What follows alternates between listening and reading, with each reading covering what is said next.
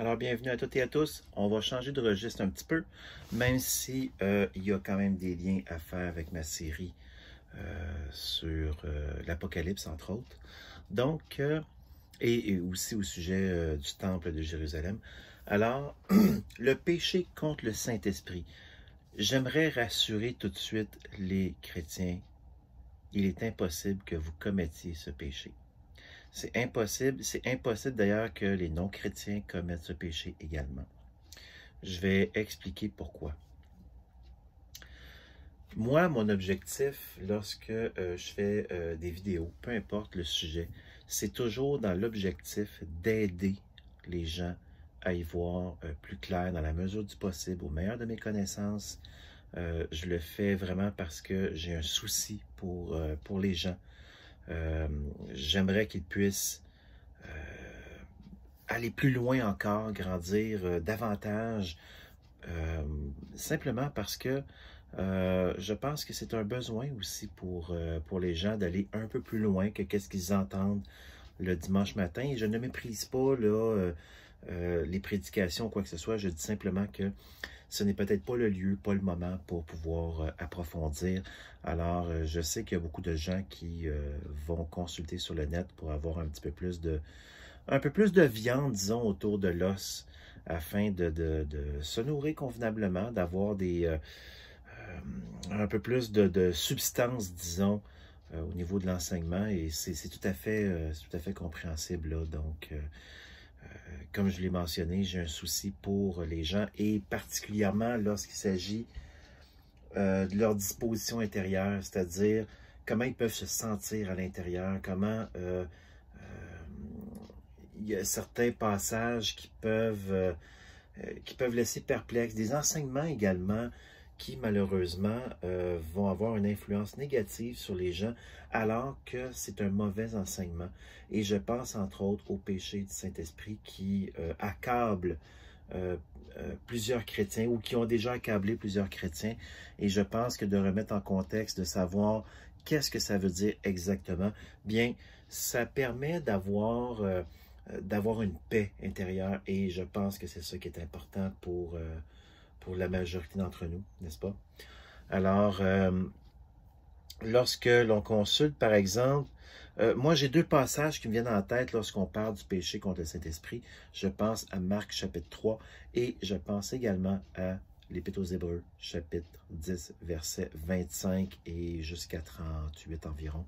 Donc, ces deux passages qui m'interpellent particulièrement. Et vous savez, il y a un contexte particulier. Jésus qui donne le pouvoir de chasser les démons à ses disciples. Et les pharisiens qui l'accusent en disant « Ah, c'est par le démon qui chasse les démons. » Et Jésus lui dit, mais comment on peut faire une chose pareille? Ça me semble que ça ne fait pas de sens. Je pense que je l'ai ici.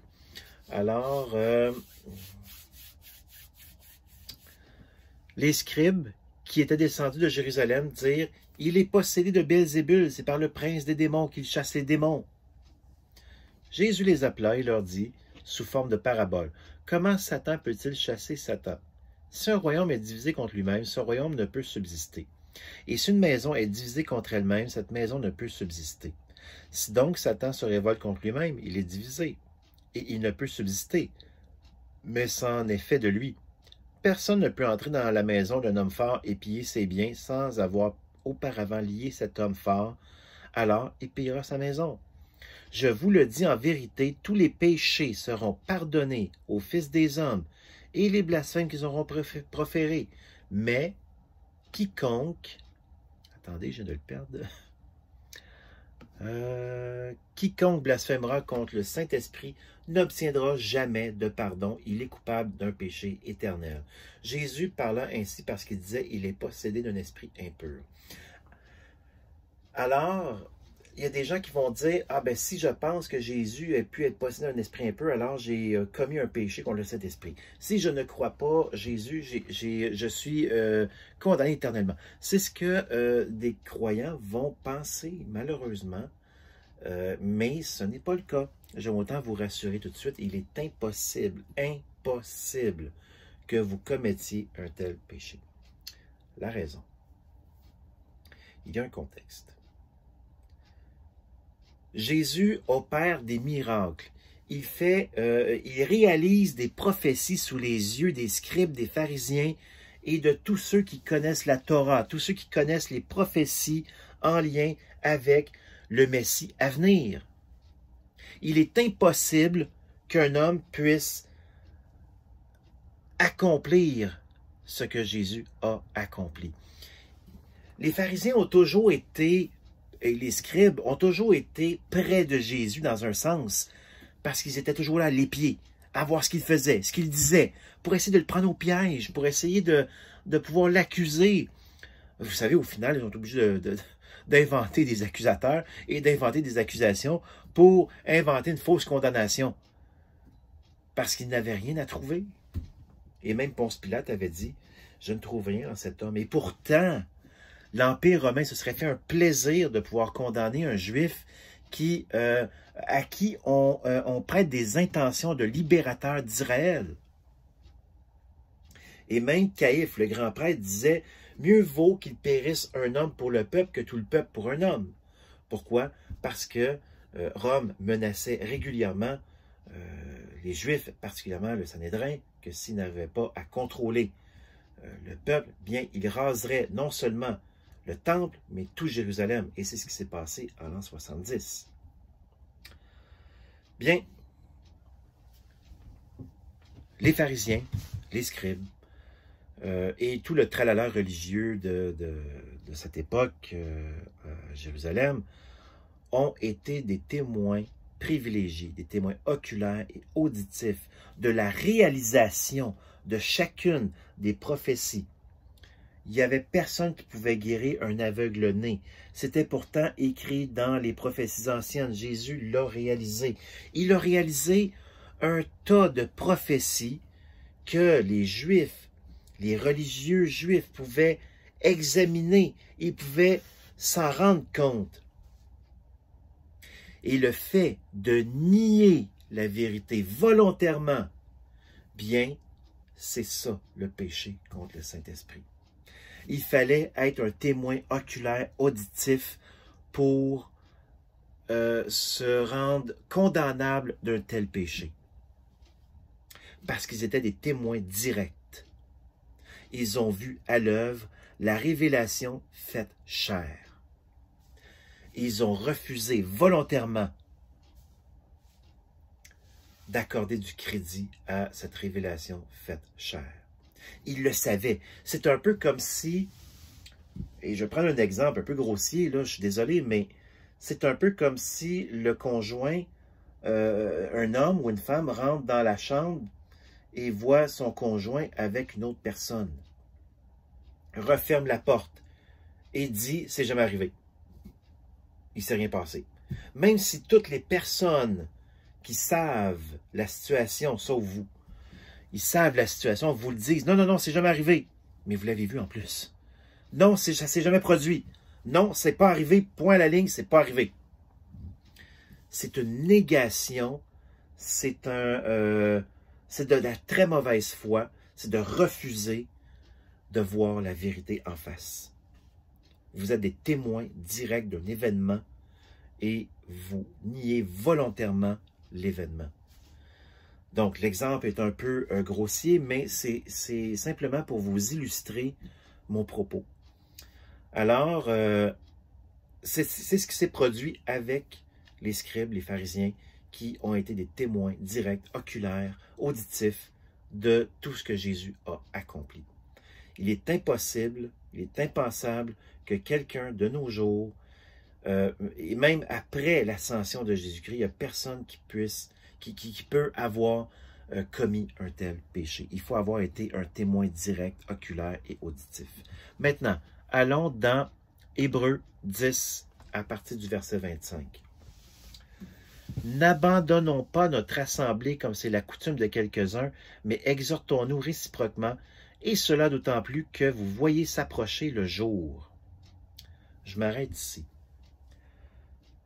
La plupart des traductions en français disent n'abandonnons pas notre assemblée. J'aimerais apporter une précision. Dans le grec, il ne s'agit pas du mot ecclésia, qui signifie église, assemblée. C'est le mot épisynagogue, qui signifie, comment je pourrais dire, dans le contexte, parce qu'on voit ce mot-là à 2 reprises seulement dans tout le Nouveau Testament. Je crois que c'est dans 2 Thessaloniciens, verset 1. On parle effectivement de épisynagogue, et le contexte est le même.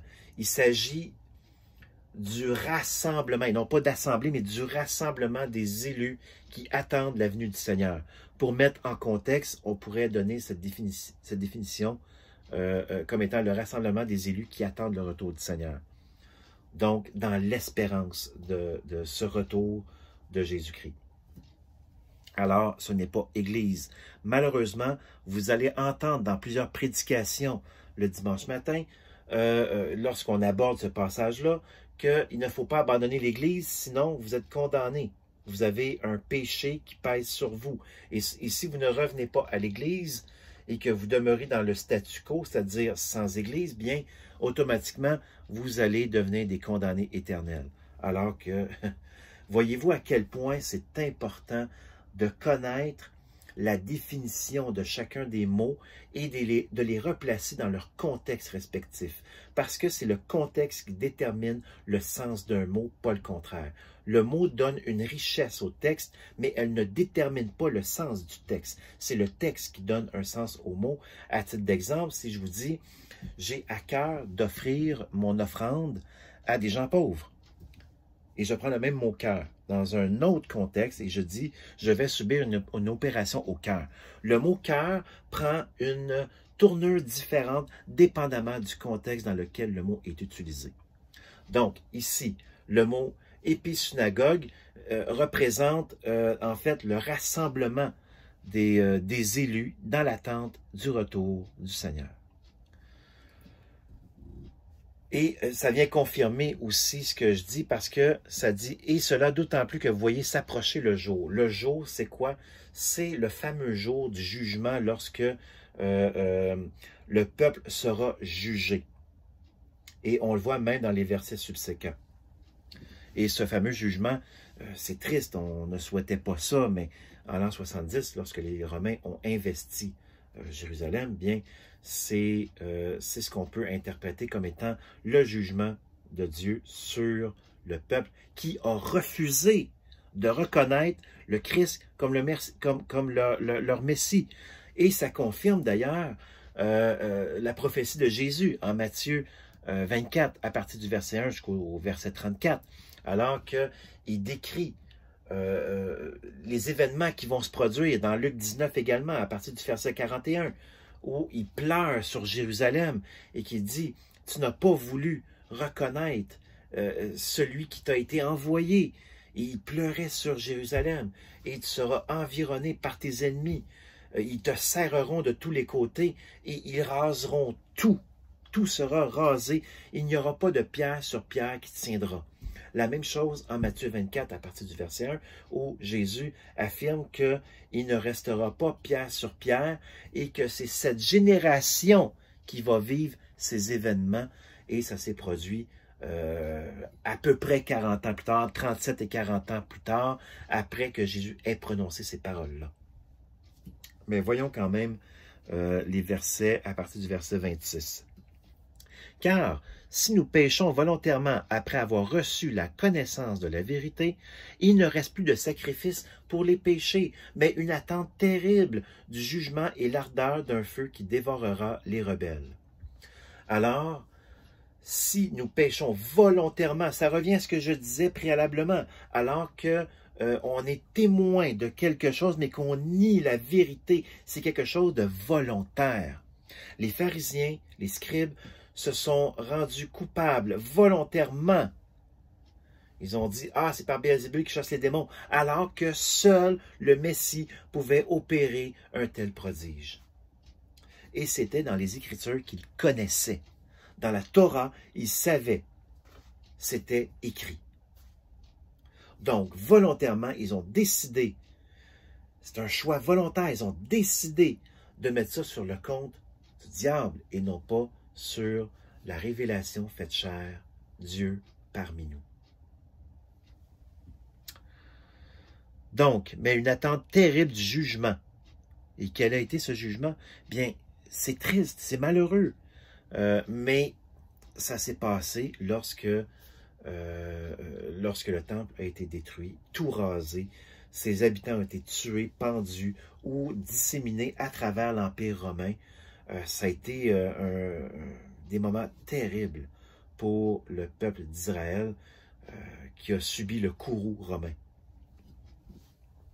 Celui qui a violé la loi de Moïse meurt sans miséricorde sous la déposition de 2 ou de 3 témoins. De quel pire châtiment pensez-vous que sera jugé digne celui qui aura foulé aux pieds le Fils de Dieu, qui aura tenu pour profane le sang de l'Alliance, par lequel il a été sanctifié, et qui aura outragé l'Esprit de grâce? Certains y ont vu ici la perte du salut, c'est-à-dire ceux qui auront foulé aux pieds le Fils de Dieu, qui ont tenu pour profane le sang de l'Alliance, cette nouvelle alliance par laquelle il a été sanctifié. Donc, s'il a été sanctifié, c'est qu'il a reçu cette grâce, mais qu'il l'a rejetée. Mais ce n'est pas ça. Il n'y en a pas de perte du salut, c'est impossible. Personne ne peut être ravi de sa main. Une fois qu'il lui appartient, il est impossible qu'il ne lui appartienne plus. Pourquoi je dis ça? Bien, c'est simple, c'est que le peuple d'Israël était sanctifié. D'ailleurs, il y a un passage dans le Nouveau Testament où ça dit que le mari ou la femme non-croyant ou non-croyante est sanctifié par son mari ou sa femme qui est croyant ou croyante. Ici, le peuple d'Israël a été sanctifié parce qu'il faisait partie de cette alliance, mais il a rejeté le Messie. En rejetant le Messie, il s'est sorti, je parle du peuple, il s'est sorti lui-même de la promesse. Et il y a un restant des Hébreux, en fait, des Juifs qui ont quitté le judaïsme pour embrasser la foi en Christ, qui, eux, sont non seulement sanctifiés, mais ils sont sauvés. Pendant tout le temps que Jésus était présent avec Israël, le peuple était sanctifié. Ça ne signifie pas qu'il était sauvé.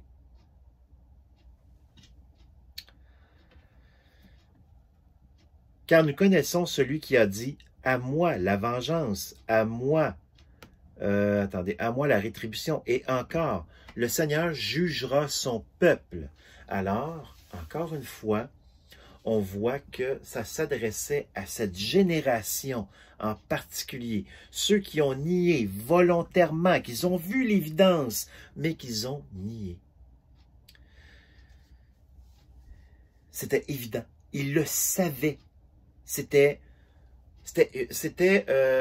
ne pouvaient pas nier, mais ils ont volontairement fait le choix de nier. C'est ça le péché contre le Saint-Esprit.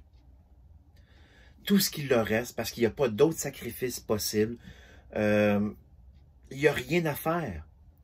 Parce qu'ils l'ont vu, ils l'ont entendu, ils ont vérifié les Écritures, ils ont vu que c'était exactement ce que Jésus a accompli et qu'il était le seul à pouvoir l'accomplir et que personne d'autre ne pouvait le faire et qu'il se distinguait de tous les autres prétendus messies qui ont émergé avant Jésus-Christ, qui, eux, c'était par le glaive, par l'épée, qui pensaient être des libérateurs d'Israël, alors que Jésus, c'était ni par la violence, ni par l'épée, ni par la querelle, ni par l'opposition.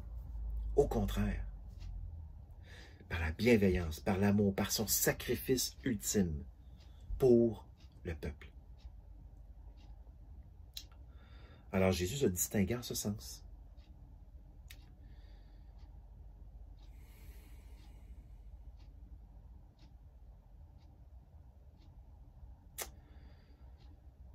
Donc, c'est un jugement. C'est un jugement qui les attendait, pas parce que Dieu est méchant, mais simplement parce qu'il les a laissés à eux-mêmes, puisque le peuple l'a rejeté. Ils ont rejeté celui qui était là pour les délivrer.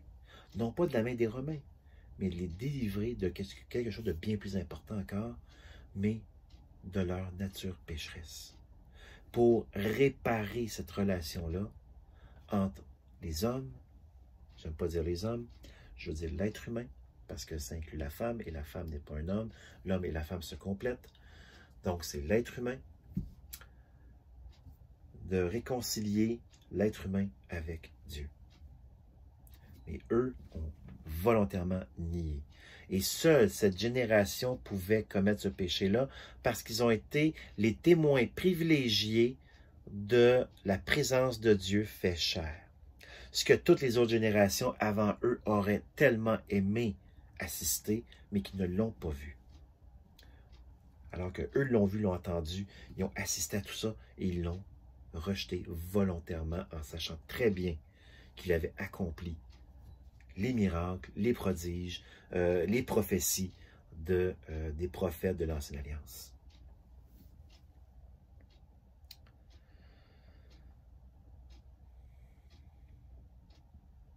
C'est une chose terrible que de tomber entre les mains de Dieu, du Dieu vivant. Souvenez-vous de ces premiers jours où, après avoir été éclairé, vous avez soutenu un grand combat au milieu des souffrances. D'une part, exposé comme un spectacle aux opprobes et aux tribulations, et de d'autre, vous associant à ceux dont la position était la même. En effet, vous avez eu de la compassion pour les prisonniers et vous avez accepté avec joie l'enlèvement de vos biens, sachant que vous avez des biens meilleurs et qui durent toujours. N'abandonnez donc pas votre assurance à laquelle est attachée une grande rémunération. Car vous avez besoin de persévérance afin qu'après avoir accompli la volonté de Dieu, vous obteniez ce qui vous est promis. Ce n'est pas une question d'acheter son salut. Il y en a qui pensent ça. Bien non, ce n'est pas ça. C'est qu'il y avait une espérance qui s'en venait, c'est-à-dire le retour du Seigneur, alors que nous ne sommes pas dans ce genre d'espérance à venir. Notre espérance, elle est complète, puisque tout a été accompli. Mais ici, eux, toutes les tribulations qu'ils vivaient à cause de leurs frères de sang, leurs frères juifs qui, eux, les voyaient comme des traîtres et les poursuivaient, les pourchassaient, les faisaient traîner devant les tribunaux romains sous de fausses accusations. Eh bien, eux, ils devaient continuer à persévérer, alors que nous avons cette espérance qui est complète. Encore un peu de temps, celui qui doit venir viendra, et il ne tardera pas. Ceux qui croient que Jésus revient 2000 ans plus tard, 2000 ans, 2500 ans plus tard, non, ça ne fonctionne pas. D'ailleurs, dans Apocalypse, on voit à 8 reprises, donc 4 fois, où Jésus dit « Je viens bientôt, je viens bientôt ». Et 4 autres reprises où on annonce que Jésus revient bientôt, il revient bientôt. Ce n'est pas 2000 ans plus tard. Ici, encore une fois, l'auteur de l'Épître le dit. Encore un peu de temps. Celui qui doit venir viendra et il ne tardera pas. 2000 ans, je trouve que ça commence à être long pour dire bientôt. Et mon juste vivra par la foi, comme on le voit dans Habakkuk, chapitre 2, verset 4 de mémoire. On retrouve une même citation d'ailleurs dans Romains, je ne sais pas si c'est Romains 10, 17 ou quelque chose comme ça, mais mon juste vivra par la foi, car même dans l'Ancienne Alliance, le juste vivra par la foi. Abraham a été reconnu ami de Dieu parce qu'il était un homme de foi. Il était reconnu juste à cause de sa foi. Donc, le juste vivra par la foi. Et la foi, c'est quoi? Des preuves, des persuasions. C'est quelqu'un qui est persuadé, qui a reçu cette révélation et qui a été persuadé, qui n'a pas nié l'évidence. Il a accédé à cette évidence-là. Il a accepté cette évidence. Donc, la foi ne réside que sur la preuve, sur la persuasion qui est fondée sur des faits et des preuves. Les pharisiens, les scribes avaient des preuves, ils avaient des faits. Ils ont volontairement nié ces faits. Et mon juste vivra par la foi, mais s'il se retire, mon âme ne prend pas plaisir en lui. Nous ne sommes pas de ceux qui se retirent pour se perdre. Donc, c'est impossible que celui qui a la foi se retire. Celui qui n'a pas la foi, dans le cas des pharisiens et des scribes qui ont été des témoins, c'est parce qu'ils ont nié Ils ont volontairement nié l'évidence, ce qui est une folie. Alors, nous ne sommes pas de ceux qui se retirent pour se perdre. C'est tout à fait normal. On ne peut pas se perdre avec cette foi. Mais de ceux qui ont la foi pour sauver leurs âmes. Donc, la vérité vous affranchira. Jésus a dit, je suis le chemin, la vérité et la vie. Il n'a pas dit, je suis le chemin, la croyance et la vie. Je suis la vérité. La vérité, c'est quelque chose de... C'est la véracité, c'est les faits, c'est les preuves, c'est l'accomplissement de ce qui était annoncé. Et ceux qui l'ont nié volontairement, c'était seulement ceux de cette génération. Et c'est cette génération qui a péri 40 ans plus tard, lors du jugement qui a eu lieu sur Israël. Bien entendu, c'est très désolant que ça soit produit. Personnellement, j'aurais aimé qu'Israël n'ait pas subi ce jugement, mais ce n'est pas moi qui décide. Voilà, c'est à cause de ce péché qu'ils ont subi ce jugement-là. Ils ont décidé de nier les faits. Et c'était pourtant évident à leurs yeux. C'est une longue vidéo, je m'en désole un peu parce que j'aurais aimé la faire plus courte, mais bon, ça permet en même temps de prendre le temps de reprendre tranquillement ce qui a été dit. Vous avez l'occasion de la reculer, de l'avancer. Donc, si je dis des affaires qui ne sont pas nécessaires pour vous, vous avancez ou vous skippez la vidéo tout simplement. Alors, sur ce, bien, je vous souhaite du bon temps et on se revoit à une prochaine fois. Je vous remercie, à bientôt.